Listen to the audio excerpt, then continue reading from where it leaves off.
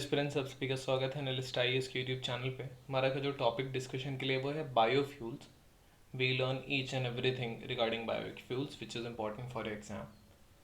Why news? What is a biofuel? What are the different generations of biofuel? Then we'll see some important biofuels, different types of these important biofuels. After that, we'll see the national biofuel policy. Then we'll be discussing our today's prelims practice question.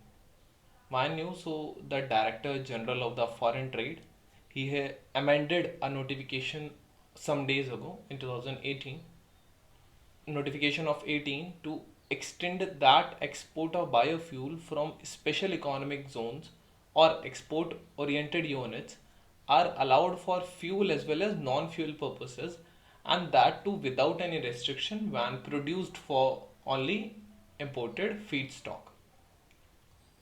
What are the biofuels?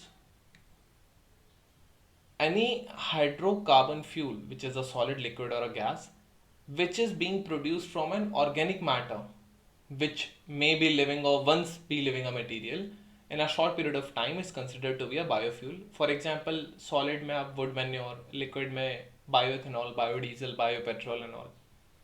Gaseous में biogas. Biofuels, they can be produced from biomass such as corn, sugar, vegetables, or waste feedstocks. Biofuel cannot emit less carbon dioxide than the conventional fuels. It can emit less CO2 than the conventional fuels which we use, petroleum, diesel nowadays, and they can be blended with existing fuels as an effective way to reduce the CO2 emissions in the transport sector. What are the different generations? There is the generation first. ये produce होते हैं food crop से, जैसे corn, sugar cane, vegetables, and that is by the process of fermentation. It is very easy to produce, however they can lead to the issue of the food security. So it has high carbon content and it is made from edible items like sugarcane, corn, starch. This is first generation. Then there is second generation. It is made from either food or non-food crops like jatropha, or parts of the food crops which are not edible. For example, straw, husk, skin of the plants, wood chips, and this will not affect the food security as it can be formed from the non-edible as well. Life cycle assessments of the second generation fuels, it has indicated that they will increase positive net energy gains over, and it will help to overcome another limitations which were given by the first generation fuels. So green gas content less than the first generation fuel. Moreover, it is made from leftovers of food crops like rice, husk, wood, and chips. Third generation, it is made from microorganisms like algae. These are used for the production of biofuels, and they also can be grown on land and water that is not suitable for cultivation of crops.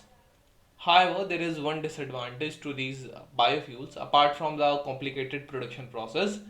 It is that the pollution that the fertilizers used to aid the growth of organisms which are used to grow these organisms. So it is carbon neutral and it is produced using microorganisms which is algae. Then there is fourth generation.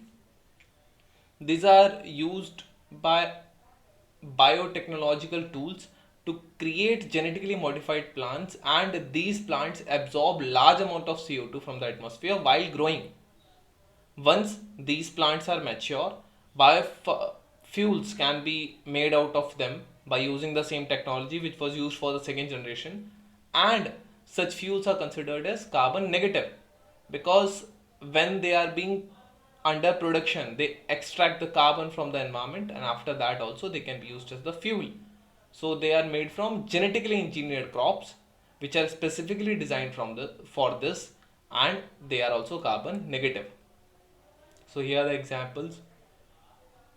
This is food crops, this would be non-food, this would be microorganisms, and this would be from the engineered plants and animals, basically plants. Some important fuels अगर हम देखेंगे तो bioethanol है. It is ethanol और ethanol, ethyl alcohol it's also known as. It is an alcohol which is produced from the starch of sugar. It is commonly blended with the petrol, and mainly ये fermentation से बनाया जाता है bye reacting इथिलाइन को steam के साथ react करते हैं, इथेनॉल तब बन जाता है। ये क्लाउडलेस कलरलेस लिक्विड है, बायोडिग्रेडेबल, लो टॉक्सिसिटी है और बहुत कम एनवायरमेंट पोल्यूशन कॉज करता है। इथेनॉल जो है ये CO2 जब बर्न होता है तो CO2 और वाटर प्रोवाइड कराता है। हाइड्रोकार्बन यही करते हैं। Biodiesel, it is produce through a biochemical process which is known as transesterification कहा जाता है। It is made from renewable sources such as vegetable, plant, animals, etc. And biodiesel, it comprises esters of long chain fatty acids. To make this biodiesel, fats in the vegetable oils which are triglyceride, they are reacted with alcohol and that usually with methanol. This is how they are formed.